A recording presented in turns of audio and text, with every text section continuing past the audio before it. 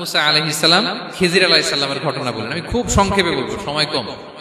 মুসা আলাইহিস সালাম হচ্ছে বনি ইসরাইলের নবী, আর খিজির আলাইহিস সালাম কেউ বলেছেন নবী, কেউ বলেছেন আল্লাহর ওয়ালি। আসলে আরবিতে ওনার নাম খদির, আমরা বাংলায় বলি খিজির। খদির মানে সবুজ। উনি যে কোনো জায়গায় বসলে ওখানে মরা গাছ লতা পাতা এগুলো সবুজ হয়ে যেত। অনুর্বর এলাকার উপর দিয়ে হেঁটে গেলে ওটা উর্বর হয়ে যেত। তো মুসা আলাইহিস সালাম একবার ওয়াজ করতেছেন এইভাবে বনি ইসরাইলের সামনে, খুতবা দিচ্ছেন। হঠাৎ এক লোক দাঁড়ায় বলে, ইয়া নবী আল্লাহ, মান আ'লামু ফিল আরদ, বর্তমান পৃথিবীতে সবচেয়ে জ্ঞানী কে? মুসা আলাইহিস সালাম বলেন, ফাকালা আনা, আমি। কি বললেন? উনি আসলে ভুল কিছু বলেন নাই, কারণ প্রত্যেক জামানার নবীকেই আল্লাহ তাআলা সবচেয়ে বেশি জ্ঞান দিয়ে পাঠান, কারণ তার কাছে ওহীর জ্ঞান আসে, অদৃশ্যের খবর আসে, ইলমুল গায়ব আসে। কিন্তু এই উত্তরটা আল্লাহ তাআলার পছন্দ হয় না। আল্লাহ তাআলা চাচ্ছিলেন মুসা যদি বলতো আল্লাহ তাআলাই জানে কে জ্ঞানী বা আল্লাহই সবচেয়ে জ্ঞানী, এরকম হলে ভালো হতো। কিন্তু মুসা আলাইহিস সালাম কি বলছে? আমি। একজন প্রশ্ন করলো সবচেয়ে বড় জ্ঞানী কে? উনি কি বললেন? আমি। এই যে আমি আমি, এটাতে ঝামেলা আছে। আমি বড়, আমি জানি, আমি সব, দিস ইজ প্রবলেমেটিক। আল্লাহ এটা পছন্দ করলেন না।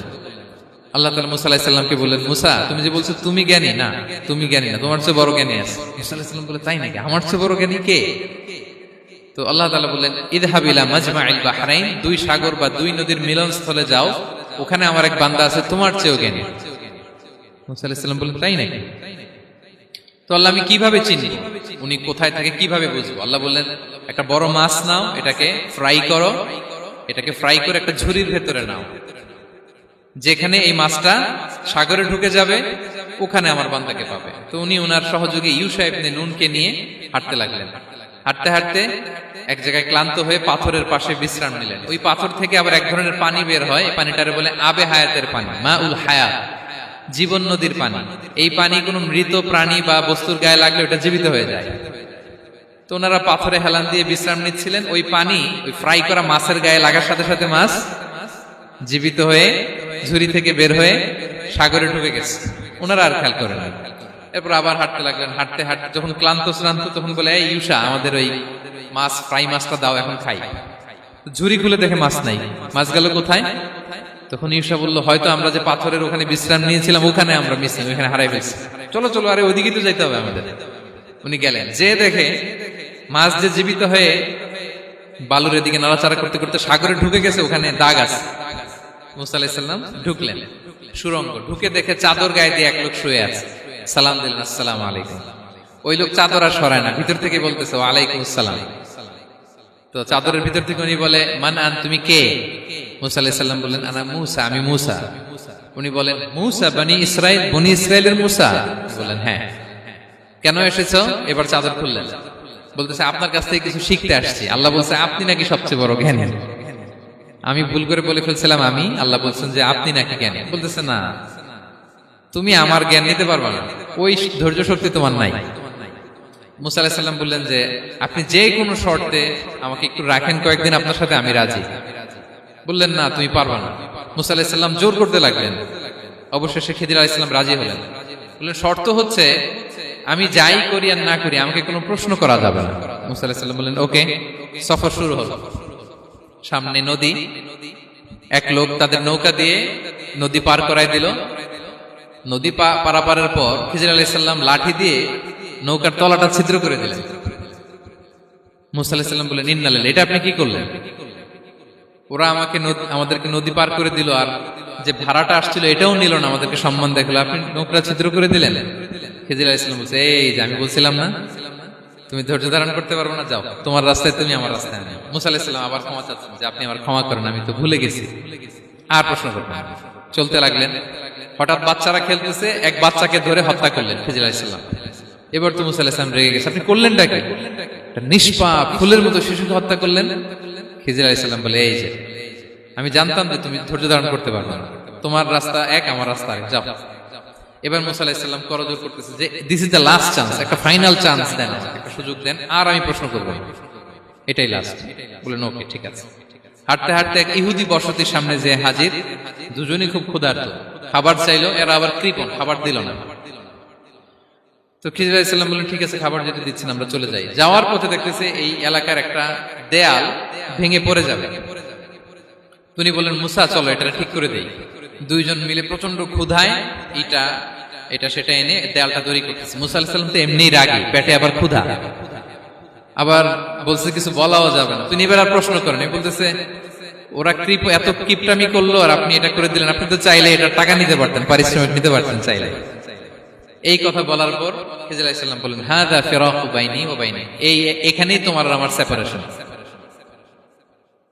আর সামনে আগানো যাবে না, তোমার কোনো ধৈর্যই নাই। তো এতটুকু তোমাকে আমি বলি যে আমি একটাও আল্লাহর আদেশ ছাড়া করি নাই, আল্লাহর আদেশে আমি করেছি। কি? এক নম্বর হচ্ছে ওই যে আমাদের ভাড়া নিতে চাইলো না, আমাদেরকে পার করে দিল, নৌকাটা ছিদ্র করেছি কারণ এই এলাকায় একজন জালিম বাদশা আছে, সে নৌকা পেলেই গরিব মাঝিদের নৌকা সিজ করে নিয়ে যায়। তো এটাকে যখন তলায় ছিদ্র করে দিছি, এই রাজার লোকেরা এসে দেখবে যে এটা তলা ছিদ্র, তো পানি ঢুকতেছে, এটা আর নিবে না, ওরা পরে সামহাও এটা রিপেয়ার করে চালাইতে পারবে। মুসা আলাইহিস সালাম বলে সুবহানাল্লাহ, তাই তো, এটা তো আমি বুঝতে পারি নাই। আর ওই ছোট শিশুটাকে হত্যা করছি, ও অনেক বড় জালিম হবে এলাকা, তার ফিতনায় এলাকাবাসী তটস্থ থাকবে, সে তার মা বাবাকেও জাহান্নামে নেবে, এজন্য আল্লাহ তাআলা আদেশ দিয়েছেন আমাকে, আল্লাহর আদেশে আমি তাকে হত্যা করেছি। মুসা আলাইহিস সালাম বললেন তাই তো, এটা তো অনেক ভালো কাজ করছেন তাইলে। তো বলতেছে তাহলে ওইটা বলেন, খাবারও দিল না, এত কৃপণ, এদের দেয়াল কেন ঠিক করতে গেলেন আপনি? তখন তিনি বললেন যে আসলে এটা একটা ইয়াতিমদের ঘর ছিল, দুইটা ইয়াতিম শিশু, তাদের বাবা মা খুব ভালো ছিল, আর এই দেয়ালের নিচে আছে গুপ্তধন, এই দেয়ালটা পড়ে যাবে, এই গুপ্তধন তারা ছোট মানুষ নিতে পারবে না, এলাকাবাসী তাদেরকে বঞ্চিত করে নিয়ে যাবে। আমি দেয়াল গড়ে দিলাম যাতে করে তারা যখন প্রাপ্তবয়স্ক হয় নিজেদের সম্পদ নিজেরা বুঝে নিতে পারে। সুবহানাল্লাহ ওয়া বিহামদিহি। মুসা আলাইহিস সালাম বলে তাই তো, এগুলো তো আমি বুঝতে পারি নাই। তো এই ছিল খুব সংক্ষিপ্ত পরিসরে মুসা আলাইহিস সালাম খিজির আলাইহিস সালামের ঘটনা। তো রাসূল সাল্লাল্লাহু আলাইহি ওয়াসাল্লাম বুখারীতে একটা চমৎকার কথা বলেছেন, তিনি বলেছিলেন ওয়াদিদনা আন্না মুসা সাবার হাত্তা ইউকাসসা আলাইনা মিন আমরিহিমা। রাসূল সাল্লাল্লাহু আলাইহি ওয়াসাল্লাম বলেছিলেন ইস, আমার ভাই মুসা যদি আরেকটু ধৈর্য ধরতো তাহলে আরো কিছু অজানা তথ্য আমরা জানতে পারতাম। এখান থেকে, এই ঘটনা থেকে আমরা কি শিখলাম? প্রথম যেটা আমরা শিখলাম, জ্ঞান নিয়ে বড়াই করতে নেই, ঠিক কিনা? জানার কোনো শেষ নেই, জাননেওয়ালার উপরও জাননেওয়ালা আছে, জ্ঞানীর উপরও জ্ঞানী আছে। আপনি কিছু জেনেই মনে করবেন না আমি সব জানি, আপনার চাইতেও বেশি জ্ঞানী অনেকে আছে। অনেক সময় বক্তার চাইতেও শ্রোতারা অনেক জ্ঞানী, হয়তো এখানে এমন অনেক জ্ঞানী লোক আছে যার ধারে কাছেও আমরা কেউ নেই, হতে পারে। সো আমি সব জানি, এটা ভুল, এটা শয়তান বলে। এটা কে বলে? শয়তান বলে। আবু নাওয়াস একটা কবিতা লিখেছেন, ওয়াকুল লিমান ইয়াদঈ ফিল ইলমি ফালসাফাতান হাবাসতা শাইআন ওয়া গাবাত আনকা আশিয়াউ। কেউ যদি বলে আমি সব জানি, তুমি তাকে বৃদ্ধাঙ্গুলি দেখিয়ে বলো আপনি কিছুই জানেন না, আপনি অল্প কিছু জেনেছেন, জানার এখনো অনেক বাকি। তাহলে মুসা আলাইহিস সালামের এই ঘটনা জিজ্ঞেস করা হলো কে জ্ঞানী, উনি বললেন আমি জ্ঞানী। এরকম কি আমরা কখনো বলবো? না। সবচাইতে বড় জ্ঞানী কে? ওয়া ফাওকা কুল্লি যী ইলমিন আলিম, সবচাইতে বড় জ্ঞানী আল্লাহ তাআলা। সো জ্ঞান নিয়ে আমরা অহংকার করব না। দুই নম্বর যে শিক্ষাটা আমরা পাই, ওই যে নৌকা দিয়ে পারাপার হচ্ছিল, তখন একটা চড়ুই পাখি এসে সাগরের মধ্যে মুখ দিয়েছিল। তো খিজির আলাইহিস সালাম বললেন মুসা, তুমি কি চড়ুই পাখিটা দেখতে পাচ্ছ? হ্যাঁ দেখতে পাচ্ছি। চড়ুই পাখিটা যে সাগরে মুখ দিলে দেখতে পাচ্ছ? হ্যাঁ দেখতে পাচ্ছি। তখন খিজির আলাইহিস সালাম বললেন চড়ুই পাখিটা সাগরে মুখ দিয়ে পানি খাওয়ার পরে চড়ুই পাখির ঠোঁটে বা চঞ্চুতে যতটুকু পানি লেগে আছে, এই পানিটা হচ্ছে তোমার, আমার এবং মহাবিশ্বের আমাদের সকলের জ্ঞান, আর এই মহাসাগরের সকল পানি হচ্ছে আল্লাহ তাআলার জ্ঞান। আল্লাহ তাআলা বলেছেন ওমা উতিতুম মিনাল ইলমি ইল্লা কালিলা, আমি তোমাদেরকে একেবারে অল্প জ্ঞান দিয়েছি, একেবারে অল্প। এই রহস্যে ঘেরা এই মহাবিশ্বের অনেক কিছু আমাদের অজানা। প্রিয় ভাইরা, আমরা অনেক কিছু জানি না, আমাদের এই লিমিটেড নলেজে এগুলো ধরে না, তারপর আমরা জ্ঞানের বড়াই করি। আপনারা উপমাটা বুঝতে পারছেন? একটা নৌকা থেকে চড়ুই পাখি ঠোঁট দিয়ে পানি খাচ্ছে, পানি খাওয়ার পরে স্বভাবতই চড়ুই পাখির ঠোঁটে একটু পানি তো লাগবে।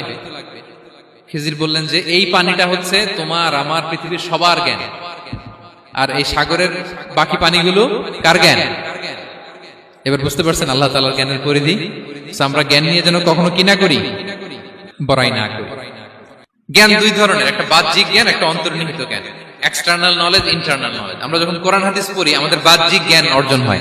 কোরআন হাদিস পড়লেই আপনি জ্ঞানী হয়ে যান। এটা কোরআন হাদিস পড়তে হয়, এটা ডাইজেস্ট করতে হয়, এটার উপর আমল করতে হয়। এই জ্ঞান অর্জন শেষে এরপরে আল্লাহর প্রিয় বান্দাদেরকে আল্লাহ অন্তরে ইলমের নূর দেন, ইলহাম দেন। That is the knowledge. That is the pure knowledge. আপনি হাফেজের কোরআন হয়ে ভাবেন না আপনি সব জানেন, আপনি বুখারী মুখস্থ করে ভাবেন না সব জানেন। এই সব জ্ঞান অর্জন করার পরে এলেমের নূর হাসিল হয়, সেটা আল্লাহ সবারে দেয় না। সো এই অন্তর্নিহিত জ্ঞান, দূরদৃষ্টি, farsightedness, that is the pure knowledge. এটার জন্য বছরের পর বছর, যুগের পর যুগ সাধনা করতে হয়। সেটার জন্য এই জ্ঞান অর্জনের জন্য তিনটা জিনিস করতে হয় এলেমের নূর অর্জনের জন্য। কয়টা? এক হচ্ছে বিনয়, দুই হচ্ছে সফর, তিন হচ্ছে সবর। আবার বলি, এক হচ্ছে বিনয়, দুই হচ্ছে সফর, তিন হচ্ছে সবর। আল্লাহ তাআলা আল্লাহর নবীকে তাওরাত দেওয়ার পরেও আরো ট্রেনিং সেশন করাইছেন খিজির আলাইহিস সালামের কাছে। যাও, ওনার কাছে গেলে তুমি ছোট হবা, নত হবা। জ্ঞান যদি আমি নিতে চাই আমাকে ছোট হইতে হবে। ধরেন একটা গ্লাস থেকে একটা খালি গ্লাসে পানি ঢালবো, তো যেটাতে নেওয়া হবে এটা উপরে থাকলে হবে? যে গ্লাসটার মধ্যে পানি আছে এটা উপরে থাকবে, ওইটা ব্ল্যাঙ্ক গ্লাসের মধ্যে পড়বে। আপনি নলেজ এলেম নিতে চাইলে আপনাকে নিচে থাকতে হবে, উনি উপরে থাকবে। আপনার শায়েখ আপনাকে দিবে, আপনার উস্তাজ আপনাকে দিবে, আপনার মুর্শিদ আপনাকে দিবে। বুঝতে পেরেছেন? তাহলে আমাদেরকে হাম্বলনেস লাগবে, শিখতে হইলে হাম্বল হইতে হয়, বিনয়ী হইতে হয়। আচ্ছা, 2 নাম্বার সফর করতে হয়। এটাও আল্লাহ মুসা আলাইহিস সালামকে দিয়ে করাইছেন, যাও পিছে পিছে উস্তাদের পিছে পিছে ঘুরো। তো এজন্য সফর করতে হয়। এখন ঘরে বসে অনেক কিছু জানা গেল, উস্তাদের সান্নিধ্য লাগে, সফর করতে হয়। আমাদের ক্লাসিক আলেমরা হাদিস কালেকশনের জন্য শহরকে শহর সফর করতেন।